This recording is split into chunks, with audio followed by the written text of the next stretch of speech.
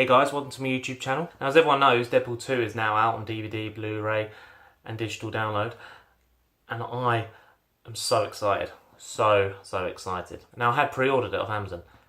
Still isn't here yet. It still isn't here yet. I went to Letterboxd, looked in it, and as soon as it wasn't there and just saw a few bills, trust me, a little tear went in my eye. I wanted to talk about the super duper extended cut, but obviously I haven't got it at the moment.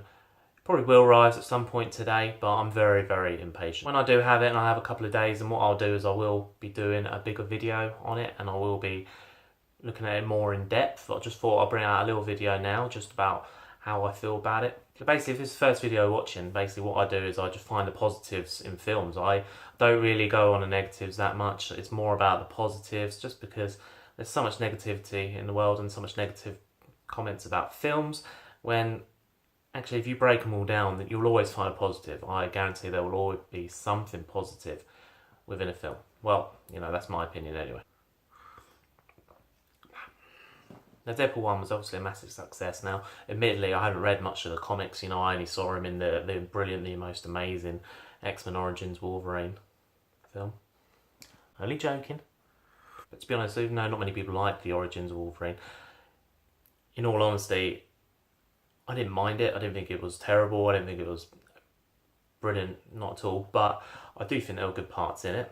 I will talk about that film another time. To be honest though, it showed us that Ryan Reynolds would be a good Deadpool. You know, so it did something massive in the film. You know, it showed that Ryan Reynolds had a lot of potential. It was just a shame, obviously, it was cut off early in the Origins film. This is what started the whole campaign about getting Ryan Reynolds to be in a Deadpool film, a 15 film, because we already seen him as Deadpool and he already did something brilliant with the very small time that he had. So people were excited to see him in Deadpool 1.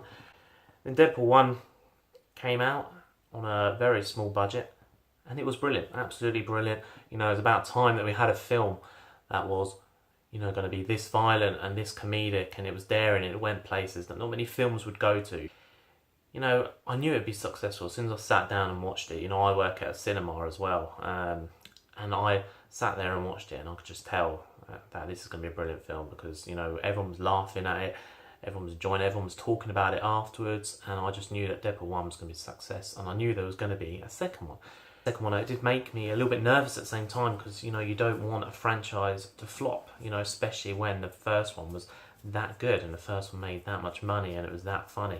You find it hard to think how they're going to top it making a second one. Is it going to use like the same gags and the same jokes, and you know, how are they going to find a good enough story? And also, you know, are they going to increase the budget? But if they increase the budget, then they could lose popularity, because the whole point of the first one was it's made on a tiny budget and they mocked that throughout the film. But literally as soon as I sat down and I watched the opening 15 minutes of Deadpool 2, I was so relieved and I was so happy that this film wasn't going to suck. It was going to be brilliant, and it was, in all honesty, I think better than the first one. I feel like the second one had a lot more depth in it.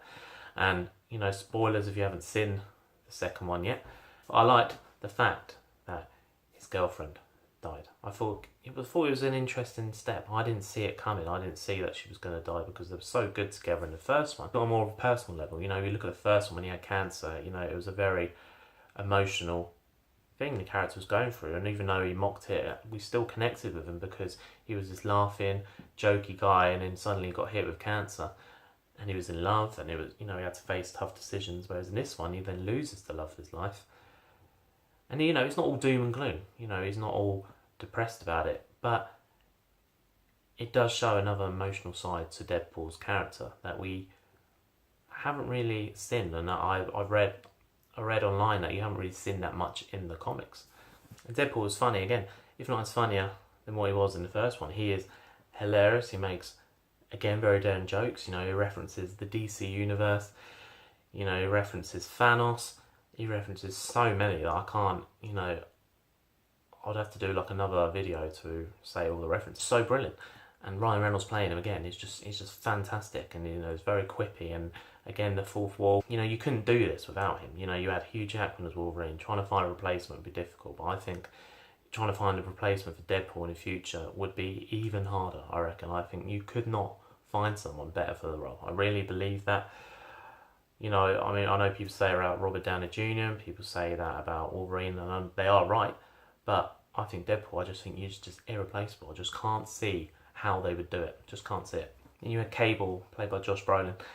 Cable was absolutely brilliant as well. He's a great actor, Josh Brolin. You know, I've seen him in loads and loads of different films, and I think he's just a really incredible actor. And you know, you could tell he put a lot of work into himself. He was an interesting villain, you know, because even though he wasn't really a villain towards the end, the really emotional side when he saves Deadpool, you know, instead of using it to go back to his family, you know, instead he saves Deadpool. These moments which I enjoy in movies, you know, is these emotional moments, because I'm very character driven. You know, there has to be a good character in a film with a good background and good emotional depth, and I feel like that was done in this film, and that was done very well. And I feel in the first one he was a good actor, but I just couldn't really connect to his character as much. And you know, whereas this Cable was quite interesting, there was quite a lot of layers to him. You know, and then we've got to talk about the post-credit scenes again. You know, if you haven't seen any of this, or if you haven't seen the post-credit scenes, there are spoilers. Post-credit scene is hands down the best post-credit scenes I've ever seen. And it goes back in time and stops for all these monstrosities from happening, like Green Lantern. Although again, positives are in it, but you know, he destroyed that. Destroyed himself in X-Men Origins Wolverine. It's all Ryan Reynolds, you know, because Ryan Reynolds is willing to take the mickey out of himself. You know, he did some bad movies, and he made some bad choices, and he wants to rewrite those wrongs. And it was a funny way they did, and it was brilliant. It was so clever. And like I said, I work in cinema, and basically what would happen is, because the credits went up, and then there was mid-credit scenes. Well, people were leaving before the mid-credit scenes. And I remember standing there by the door and I was like, please wait. Please don't go anywhere. Please wait until near the very end, please. And thankfully, they did. So it was an absolutely brilliant film, and it was brilliant. I can't wait to see the extended cut edition, you know, the super duper cut. You just have to watch the film, and hopefully, you know, there'll be another one, and they're talking about X-Force movie. I mean, we'll talk about that later on. You know, again, I don't want them to ruin the success of what they've made already. Basically, I'm new to all this. You know, I'm new to doing film reviews, and you know, it was quite a scary thing for me to do, this kind of thing, because I've never had the courage to do it. I've always felt a bit too nervous, a bit too shy about doing it. But I love films. I analyse them all the time. I can't watch a film without analysing it in my head, and I rewatch films. And if you see behind me, you know, I'm a big Blu-ray collector. You know, so I thought it was about time I did something like this. I've done a couple of videos. I mean, you can find the most recent one probably about here.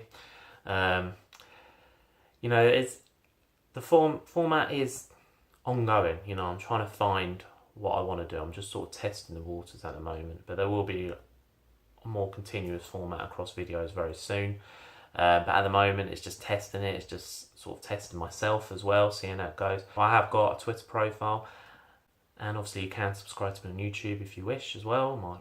Just subscribe up there. Thank you for watching this, and feel free to comment below on what you think. Any feedback is always welcome, and my blog will be coming soon as well. Exciting stuff coming ahead. Thank you guys for watching. Go out and get Deadpool 2.